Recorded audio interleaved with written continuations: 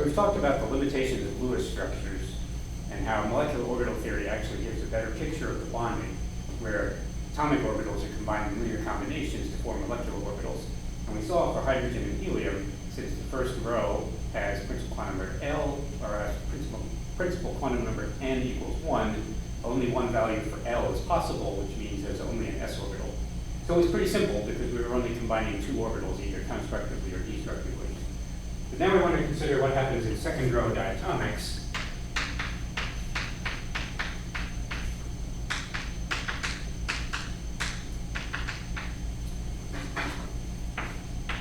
Where n equals 2. So L can be 0 or 1. And when L is equal to 1, m sub L can be equal to -1, 0, or +1. When L equals 0, m sub L has to be 0. So we now have four possible combinations of n, L, and m sub L in the second row, which means we have four orbitals on each atom in the valence shell. So now we have to combine four atomic orbitals on each atom to form 8 molecular orbitals. Because we still have the rule that the total number of molecular orbitals formed has to be equal to the total number of atomic orbitals you start with, and we still have the rule that the total energy must be conserved, which means that the energy of all of the molecular orbitals has to sum to the same as the energy of all of the atomic orbitals. So we need to think about what these look like. Right? This is the 2s orbital, and it is spherically symmetrical. The difference between the 2s orbital and the 1s orbital being that it has a radial node, so that there is a region of 0 electron density a certain distance from the nucleus. And then for m sub L, 0, -1, and +1, we have the 2px, the 2py, and the 2pz orbitals. And it's arbitrary which one of those you decide to assign which one of these numbers.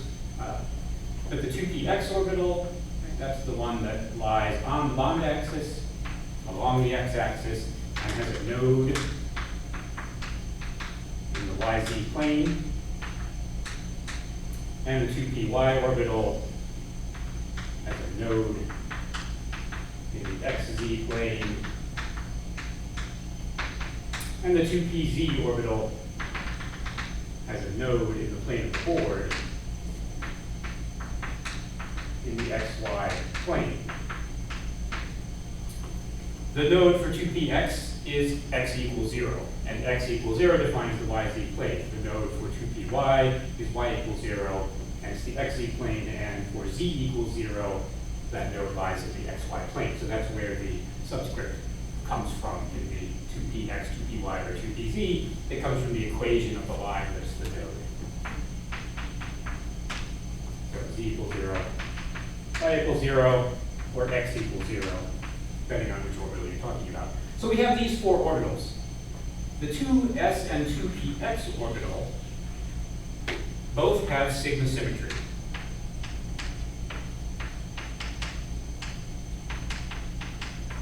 Both of those are cylindrically symmetrical around the x-axis, which we'll define as the bond axis.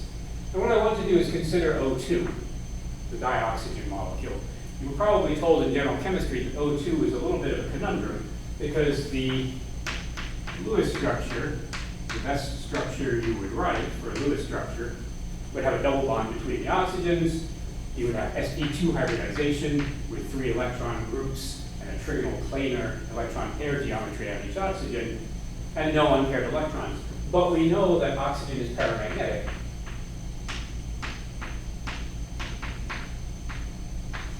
Which is defined as weakly attracted into a magnetic field, and we know that paramagnetism implies unpaired electrons.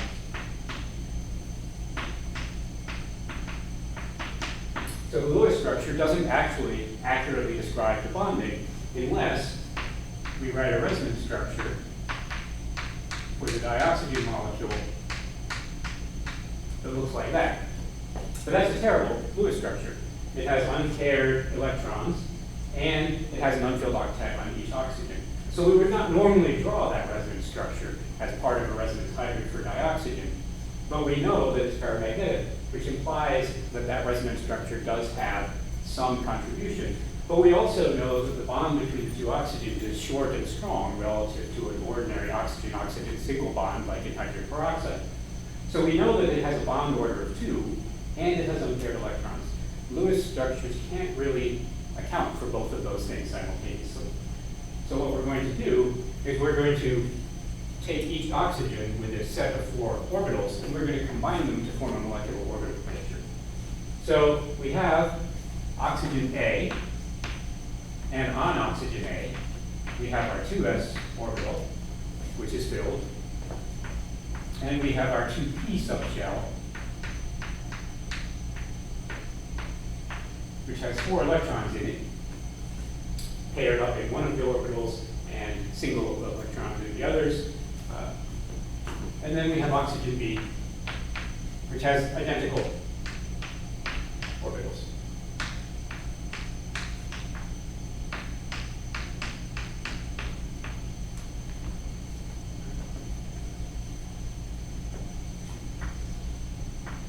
Ignoring the inner lobe, because the inner lobe will never actually overlap with the other inner lobe,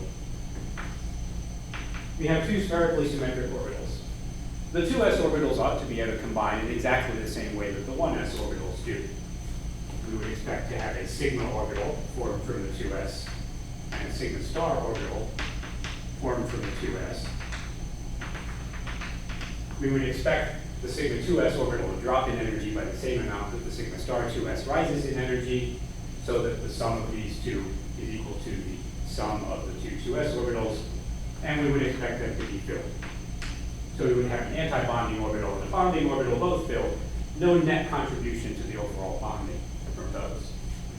We're using the fact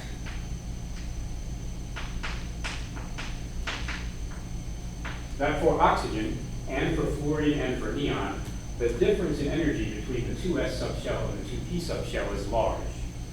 Because orbitals like to interact with other orbitals of similar energy, we can therefore ignore the extent to which the 2s and the 2px orbital, since they have the same symmetry and can overlap, we can ignore the extent to which they do.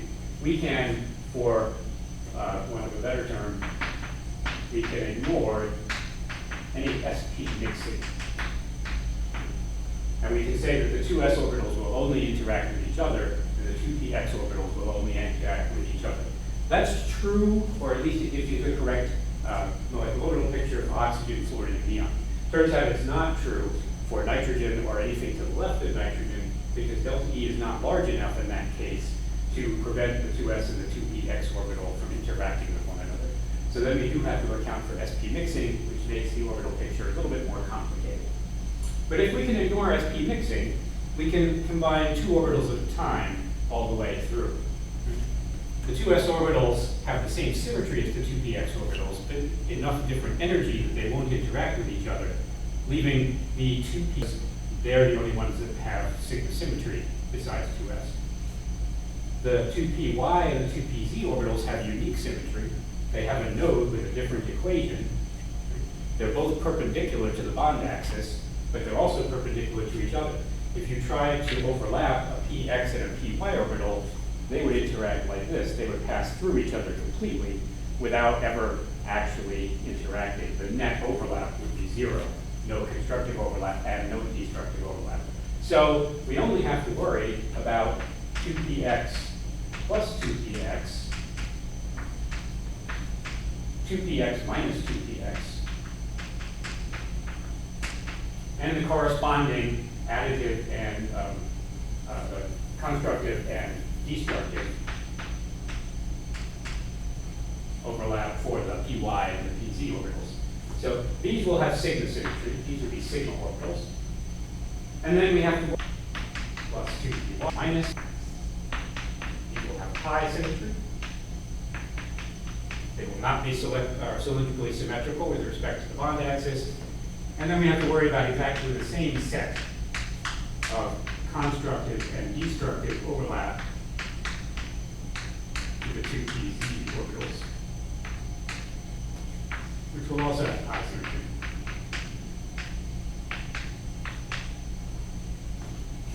So we've done the 2s overlapping with the 2s orbital. It looks just like the 1s orbital overlapping, where there's constructive interference, which causes a bulge, and causes that 2s sigma orbital to expand so that the electrons interact with both nuclei. For the 2s star orbital, we have destructive interference, essentially cutting out a little bit of that middle orbital, and so the 2s star orbital has a node between the nuclei and electron density that's mostly outside the internuclear space, just like hydrogen and helium, almost identical. The inner lobe is there, but not part of the bonding. So now we just have to consider these other possibilities. The 2px orbitals and interact in such a way that positive lobes point at each other,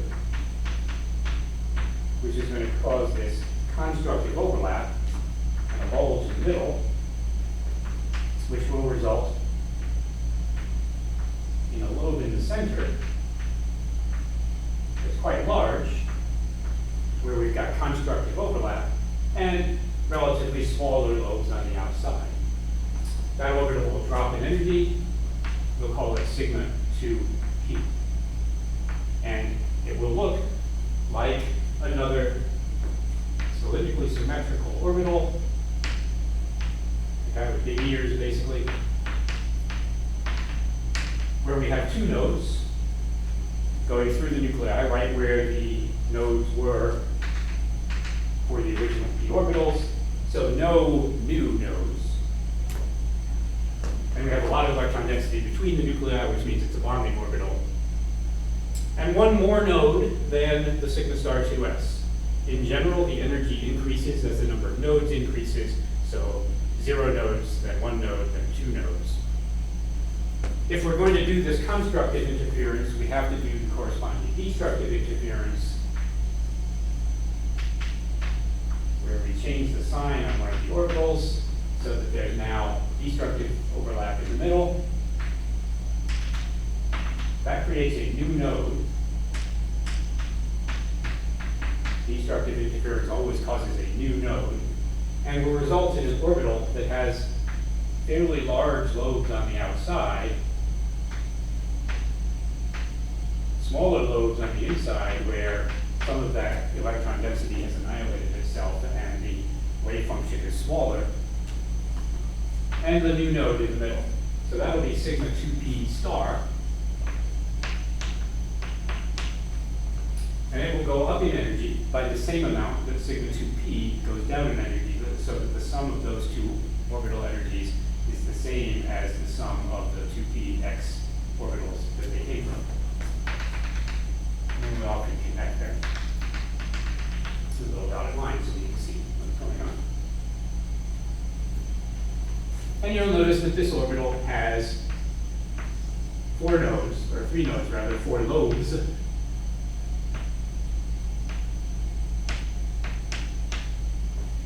So one more than, and as we do that, we keep increasing the energy. That's a constant factor. When we come to overlap the 2py orbitals,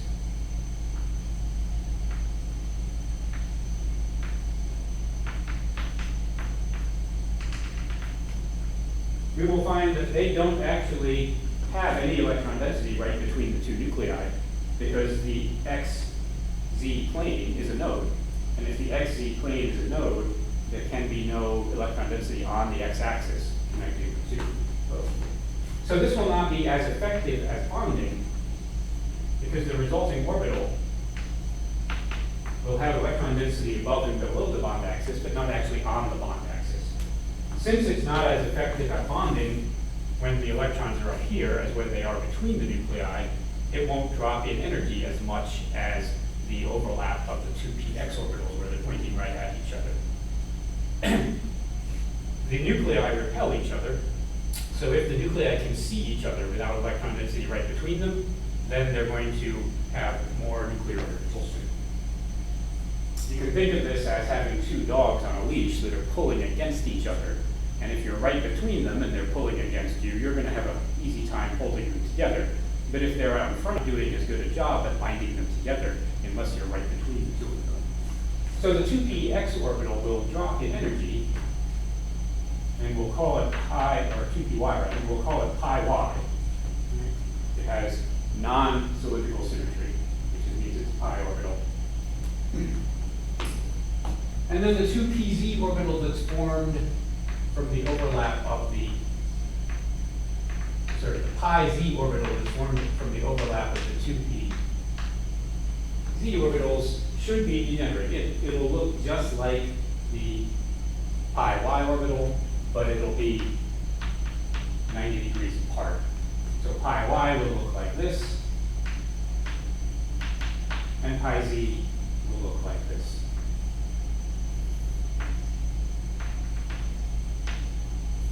Tiny drawing. Pi z.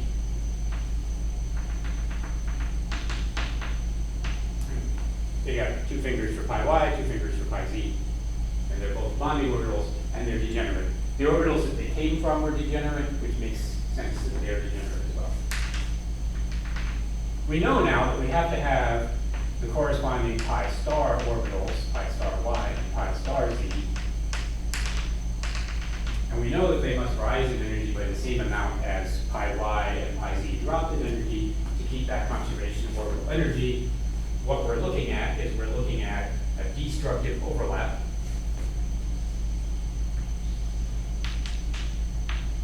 Where we flip the sign of one of the orbitals so that in the center we're cutting away some of that electron density, and what that's going to look like is a cloverleaf where we remove some of the electron density and form a new node right between the 2 nuclei on YZ plane.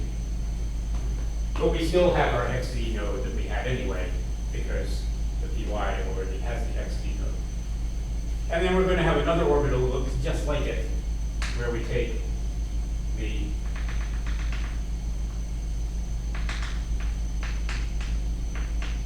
PZ orbitals to form pi z, and get a stretch cloverleaf that kind of looks like this.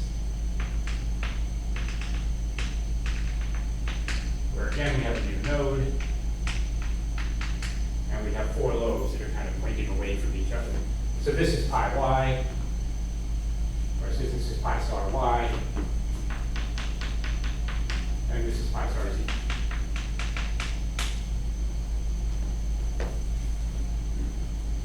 The overall shape of the orbital energy diagram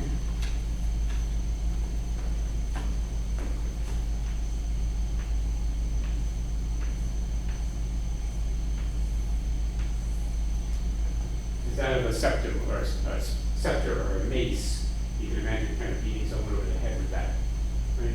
Where we've got symmetry down here, sigma 2s and sigma, and we've got symmetry with all the sigma and pi 2p orbitals, kind of forming a symmetrical distribution around the original 2p orbital energy level. We now want to fill it. There are 8 more electrons here, right? There are a total of 12 electrons because each oxygen brings 6. We've used up 4 of them down here. We've got to fill 8 more electrons. 2 of them will go into sigma 2p, then pi y, then pi z, then we'll double up in pi y and pi z, and then the last 2 will fill pi star y and pi star z, each half filled, using Hund's rule that says that for a set of degenerate orbitals, you want to maximize electron spin. Doesn't cost you any energy to move your next electron into pi star z, since that orbital is not higher in energy than pi star y. It would cost you a little bit of spin pairing energy to flip its spin to the -1/2 state to put it in the orbital. These orbitals are far enough apart that they use the Aufbau principle. You're not going to fill the pi y or pi z orbital until you've completely filled the sigma 2p, because the energy gap between those two is larger than the spin pairing energy. That's never true for a set of degenerate orbitals. So this is a good molecular orbital picture for oxygen. We can calculate the bond order. And you remember that the bond order is defined as the number of electrons in bonding orbitals minus the number of electrons in anti-bonding orbitals divided by 2.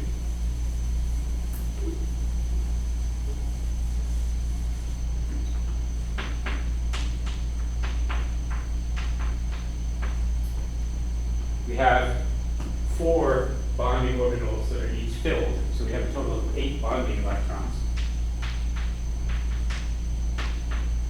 And we have 3 anti-bonding orbitals have electrons in them, 1 that's filled, 2 that are half filled, for a total of 4 anti-bonding electrons. And we divide that by 2, 8 minus 4 over 2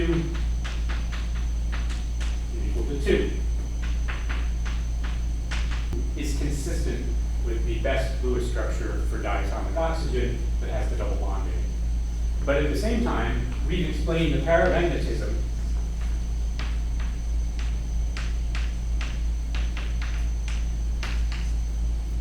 because the 2 pi anti-bonding orbitals are each half filled, which means we have 2 unpaired electrons, which makes it look a little bit like this with the 2 unpaired electrons.